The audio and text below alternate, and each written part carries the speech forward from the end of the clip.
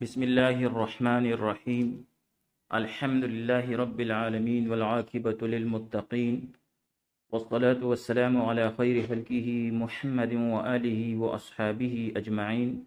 آج علم النحو کورس میں ہمارا 8واں سبق ہے، جس میں ہم مرکب مفید کی اول قسم یعنی جملہ خبریہ کے بارے میں پڑھیں گے۔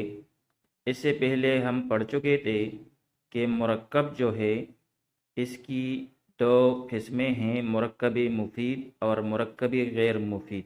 پھر مرکب مفید کی بھی دو قسمیں ہیں، جملہ خبریہ اور جملہ انشائیہ۔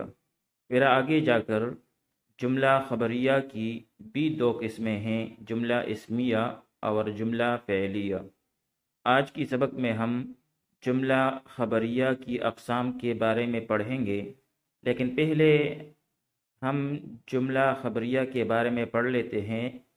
ہم یہ پڑھ چکے تھے کہ جملہ خبریہ جو ہے یہ وہ جملہ ہے کہ جس کے کہنے والے کو سچا یا جھوٹا کہہ سکے، کیونکہ جب آدمی کسی کو خبر دے تو اس میں یہ احتمال بھی ہوتا ہے کہ وہ اپنی بات میں سچا ہے، اور یہ بھی ممکن ہوتا ہے کہ جھوٹ بول رہا ہے۔ جیسے زید قائم، ضرب زید۔ پھر جملہ خبریہ کے بارے میں ہم یہ بھی پڑھ چکے تھے کہ جملہ خبریہ کی آگے دو قسمیں ہیں، جملہ اسمیہ اور جملہ فعلیہ۔ جملہ اسمیہ وہ جملہ خبریہ ہوتا ہے کہ جس کا پہلا جزو اسم ہو، پھر دوسرا جزو ہوا اسم ہو یا فعل ہو، لیکن پہلا جزو جو ہے اس کا اسم ہونا چاہیے۔ تو اس لحاظ سے اس کی دو مثالیں بن سکتی ہے کہ وہ مثال جن میں دونوں اسم ہو، جیسے زید قائم۔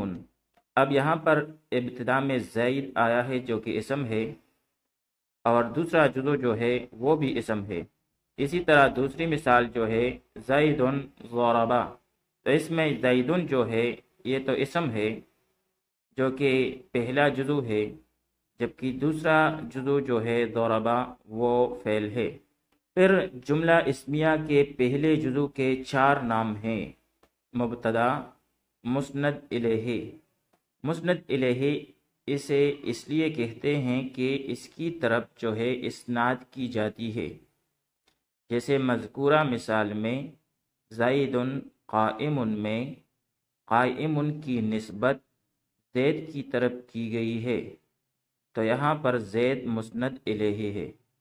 محکوم الیہ مخبر عنہ، جبکہ اس میں مشہور نام جو ہے وہ مبتدا ہے، جسے ہم آگے تراکیب میں ذکر کریں گے۔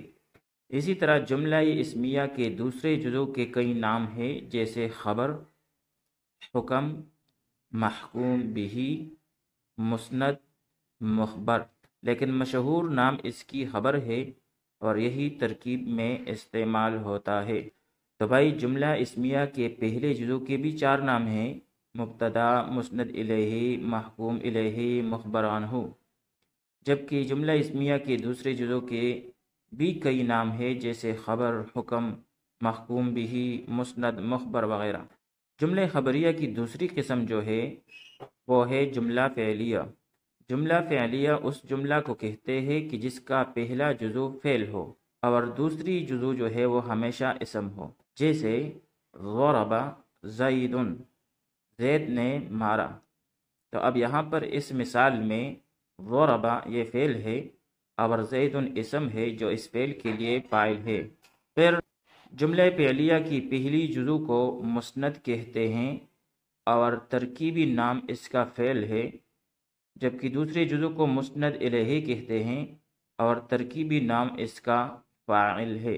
تو گویا کہ جملہ اسمیہ کے بھی 2 جزو ہیں، اول مبتدا، دوسرا خبر، اور جملہ فعلیہ کے بھی 2 جزو ہیں، اول جو ہے وہ ہے فعل اور دوسرا جو ہے وہ ہے فاعل۔ تو یہاں تک تو یہ بحث ہوئی جملہ اسمیہ اور جملہ فعلیہ کی۔ یہاں پر 2 الفاظ ایسے سامنے آ گئے جن کی وضاحت ضروری ہے۔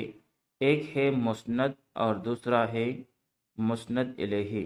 تو بھائی جب کسی چیز کو دوسرے چیز کے ساتھ ملایا جائے تو وہاں پر دو چیزیں ہوں گی۔ ایک وہ چیز جس کو ملایا گیا ہو اس کو مسند کہتے ہیں، جبکہ دوسری وہ چیز جس کے ساتھ ملایا گیا ہو اس کو مسند الیہ کہتے ہیں۔ جیسے ہم کہتے ہیں زید قائم، زید کھڑا ہے۔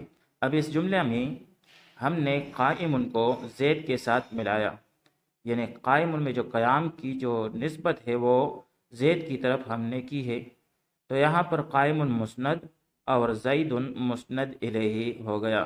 اسی طرح ضرب زید میں ہم نے ضرب کو زید کے ساتھ ملایا، تو یہاں پر ضرب جو ہے یہ مسند ہے اور زید جو ہے یہ مسند الیہ ہو گیا۔ اچھا بھائی، اس تفصیل کو سمجھنے کے بعد اب ہم کہہ سکتے ہیں کہ جملہ فعلیہ میں پہلا جزو ہمیشہ مسند ہوتا ہے۔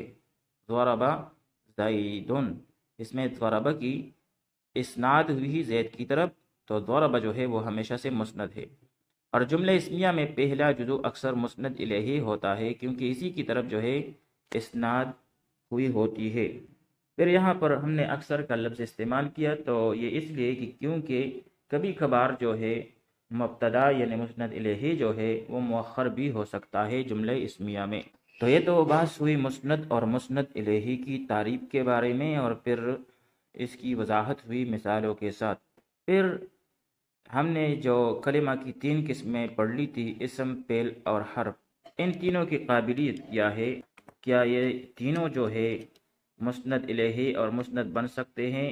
ان میں یہ صلاحیت ہے یا نہیں؟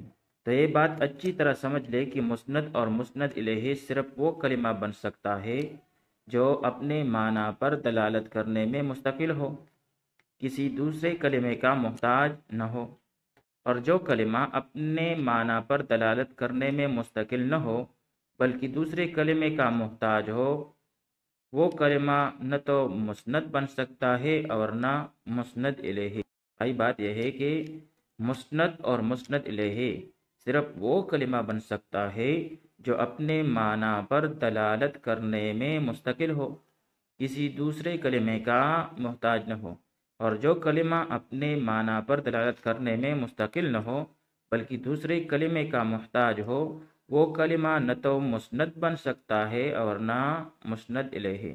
تو اس سے معلوم ہوا کہ حرف جو ہے، چونکہ یہ نہ تو خود اپنے معنی پر دلالت کرتا ہے اور اسی طرح دوسرے کلمے کا محتاج بھی ہوتا ہے، تو یہ تو نہ مسند بن سکتا ہے اور نہ مسند الیہ۔ جبکہ اس کے مقابلے میں اسم اور فعل دونوں مسند اور مسند الیہ بن سکتے ہیں، لیکن فرق دونوں میں پھر یہ ہے کہ فعل جو ہے وہ صرف مسند بن سکتا ہے، مسند الیہ نہیں بن سکتا، جبکہ اسم جو ہے وہ مسند اور مسند الیہ دونوں بن سکتا ہے۔ تو بھائی یہاں تک یہ بحث ہوئی جملہ خبریہ کی، اور جملہ خبریہ کی جو اقسام ہے دو، جملہ اسمیہ جس کا پہلا جزو اسم ہوتا ہے اور جملہ فعلیہ جس کا پہلا جزو فعل ہوتا ہے۔ آئیے اب چند مثالیں اجرا کے طور پر لے لیتے ہیں۔ زید قائم، اب یہاں پر زید جو ہے یہ مبتدا ہے اور مرفوع ہے ضمہ لفظی کے ساتھ، سامنے نظر آ رہی ہے ضمہ، زید کے دال پر جو ہے ضمہ ہے، تو یہ ضمہ لفظی کے ساتھ مرفوع ہے اور یہ مبتدا ہے۔ پھر قائم یہ بھی ضمہ لفظی کے ساتھ مرفوع ہے، مرفوع بالضمہ لفظاً ہو کر یہ خبر ہے ما قبل کے مبتدا کے لیے۔ پھر مبتدا اور خبر دونوں مل کر یہ جملہ اسمیہ خبریہ ہوا۔ یہاں پر یہ بات ذہن نشین کر لے کہ مبتدا جو ہے یہ بھی مرفوعات میں سے ہے اور خبر جو ہے یہ بھی مرفوعات میں سے ہے۔ جو 8 مرفوعات ہیں ہم آگے پڑھ لیں گے، ان میں سے 2 یہاں تو ہم نے پڑھ لی، ایک ہے مبتدا اور دوسری ہے خبر۔ تو بھائی مبتدا اور خبر جو ہے یہ مرفوعات میں سے ہیں۔ پھر آگے جا کر زید یہ بھی مرفوع بضمہ لفظاً ہو کر مبتدا، اور ضربہ یہ جو ہے فعل ہے۔ پھر ضربہ میں ہوا کی ضمیر نکالیں گے، ہوا ضمیر مستتر، ضمیر مستتر جو ہے وہ پوشیدہ ہوتا ہے فعل کے اندر، تو جو واحد مذکر غائب کا سیغہ ہے ضربہ، اس میں ہوا کی ضمیر جو ہے وہ ضمیر مستتر ہوتی ہے، اور یہ ضمیر جو ہے یہ اس فعل کے لیے فاعل بنے گی۔ پھر فعل اپنے فاعل کے ساتھ مل کر جملہ فعلیہ خبریہ ہو کر یہ خبر ہو جائے گی ما قبل کے مبتدا کے لیے، اور پھر مبتدا اور خبر مل کر جملہ اسمیہ خبریہ ہوا۔ پھر آگے جا کر ضربہ، یہ سیغہ واحد مذکر غائب کا ہے، فعل ماضی معلوم ہے، لیکن اس کے لیے ہوا کی ضمیر نہیں نکالیں گے کیونکہ آگے زیدن جو ہے مرفوع بالضمہ لفظاً ہو کے اس کے لیے فاعل بن رہا ہے، لہذا یہاں پر فعل اپنے فاعل کے ساتھ مل کر جملہ فعلیہ خبریہ ہوا۔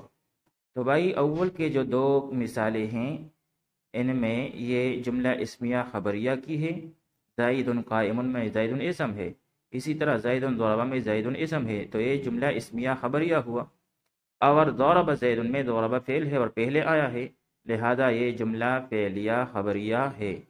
آئیے مزید آگے بڑھتے ہیں۔ ختم اللہ، اللہ نے مہر لگائی۔ اب یہاں پر ختمہ یہ فعل ہے اور اللہ مرفوع بضم لفظاً ہو کے اس کے لیے فاعل ہے، پھر فعل اپنے فاعل سے مل کر جملہ فعلیہ خبریہ ہوا۔ اللہ الصمد، اللہ مرفوع بالضم لفظاً ہو کے یہ مبتدا ہے، اور الصمد مرفوع بالضم لفظاً ہو کے اس کے لیے خبر ہے، پھر مبتدا اور خبر مل کر جملہ اسمیہ خبریہ ہوا۔ آمن الناس، لوگ ایمان لے آئے۔ اب یہاں پر آمنا یہ فعل ہے، الناس مرفوع بضم لفظاً ہو کے اس کے لیے فاعل ہے، پھر فعل اپنے فاعل کے ساتھ مل کر جملہ فعلیہ خبریہ ہوا۔ ہم رقود، وہ سوئے ہوئے ہیں۔ اب یہاں پر ہم جو ہے یہ ضمائر میں سے ہے، جمع مذکر غائب کے لیے ضمیر ہے، مرفوع ہے، مرفوع منفصل ہے، تو ضمیری مرفوع منفصل جب ابتدا میں آئے تو یہ بھی مبتدا بنتی ہے، ہم جو ہے یہ مبتدا ہے، رقود اس کے لیے خبر ہے، مرفوع بضم لفظاً ہو کے۔ اب یہاں پر ہم جو ہے اس میں رفع بظاہر موجود نہیں، لیکن اس کو ہم کہتے ہیں محلاً مرفوع، یعنی ضمائر جو ہیں تمام کے تمام ضمائر ان کا اعراب جو ہے وہ محلاً ہوتا ہے، ہم رقودن، تو یہاں پر ہم جو ہے یہ مبتدا ہے اور رقودن اس کے لیے خبر ہے، تو یہ جملہ اسمیہ خبریہ ہوا۔ الشمس تجری، الشمس یہ مرفوع بضم لفظاً ہو کے مبتدا ہے، جبکہ تجری جو ہے یہ فعل ہے، اور اس میں یہ کی ضمیر نکالیں گے جو کہ راجع ہوگی شمس کی طرف، شمس جو ہے وہ مؤنث ہے، تو یہ کی ضمیر نکالیں گے، پھر تجری فعل اپنی یہ ضمیر جو اس کے لیے فاعل بنے گی اس کے ساتھ مل کر جملہ فعلیہ خبریہ ہو کر محلاً مرفوع ہو کر خبر، پھر مبتدا اپنی خبر سے مل کر جملہ اسمیہ خبریہ ہو جائے گی۔ انشق القمر، چاند پٹ گیا۔ اب یہاں پر انشقہ یہ واحد مذکر غائب کا سیغہ ہے، فعل ماضی کا باب انفعال سے، انشقہ انشقاق سے ہے، تو یہ فعل ہے، اور القمر یہ مرفوع بضم لفظاً ہو کے اس کے لیے فاعل ہے، پھر فعل اپنے فاعل سے مل کر جملہ فعلیہ خبریہ ہوا۔ تو بھائی یہاں تک ہم نے جملہ خبریہ کی اقسام کے بارے میں بھی پڑھ لیا، اور پھر ان میں چند مثالوں کے ذریعے اجرا بھی کی۔ اگلی ویڈیو میں ہم مرکب مفید کی دوسری قسم جسے جملہ انشائیہ کہتے ہیں اس کی اقسام کے بارے میں پڑھیں گے۔ وصلی اللہ تعالی علی خیر خلقہ محمد و آلہ و اصحابہ اجمعین۔